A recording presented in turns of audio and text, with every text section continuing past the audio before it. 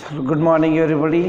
ધોરણ 12ના વિદ્યાર્થીઓ માટે થોડીક યુનિટ આગળ જઈશું આપણે, અને એ છે યુનિટ 10 ગ્રીન ચાર્ટર.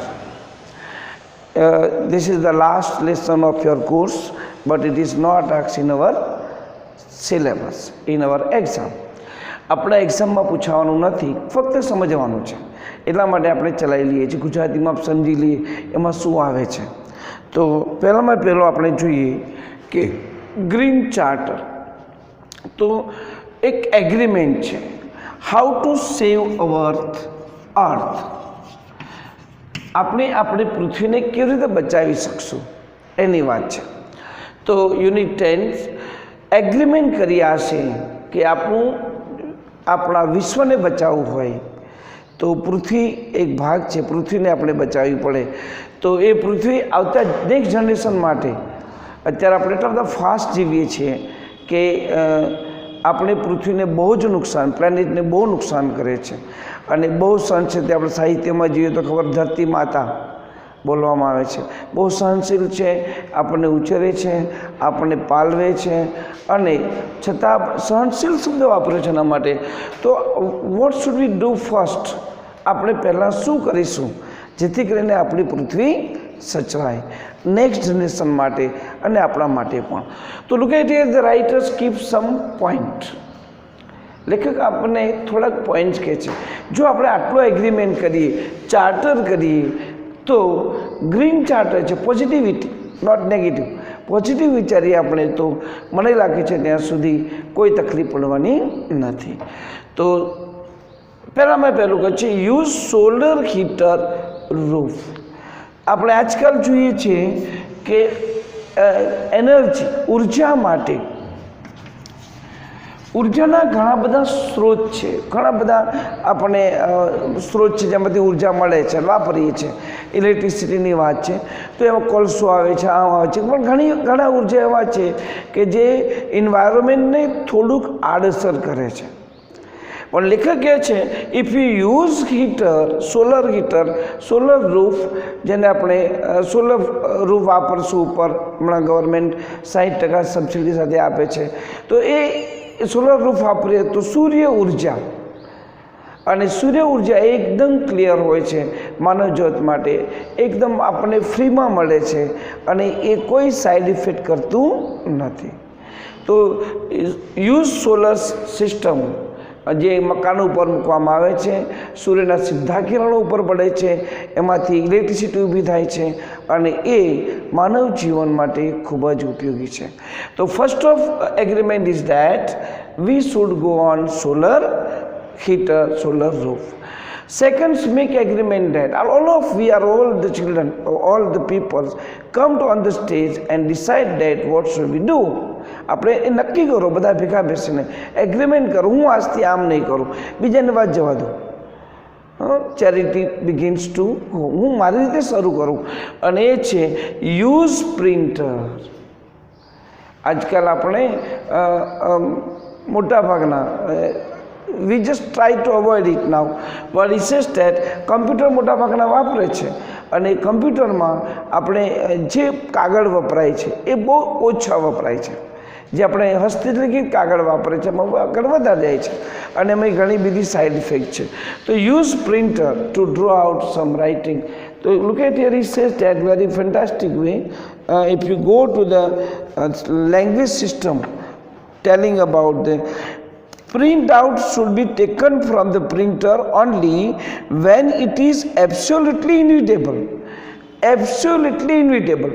જ્યાં જરૂર પડે ત્યાં જ પ્રિન્ટ કાઢો, ને તો વાંચી લો, મોબાઈલમાં જ વાંચી લો, તમે કોમ્પ્યુટરમાં વાંચી લો, તમારે એની વધારે પડતી પ્રિન્ટ કાઢશો નહીં.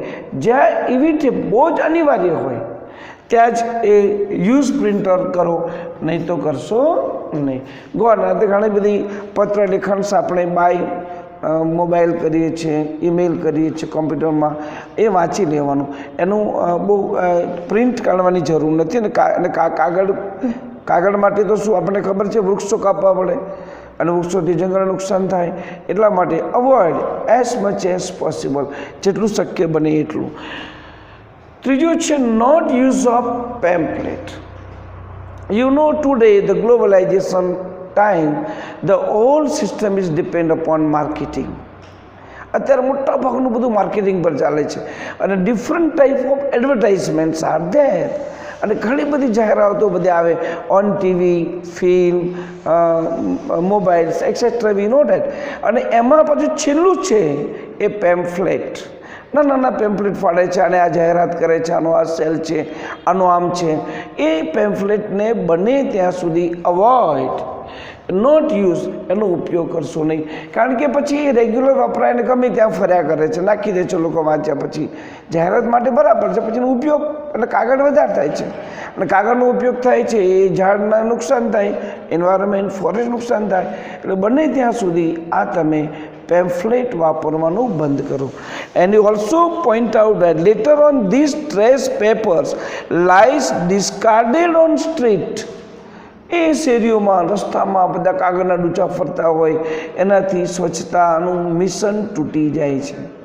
આપણે સ્વચ્છતાનું મિશન ગવર્મેન્ટ ચલાવે છે તો સ્વચ્છતા પણ અગત્યનું છે.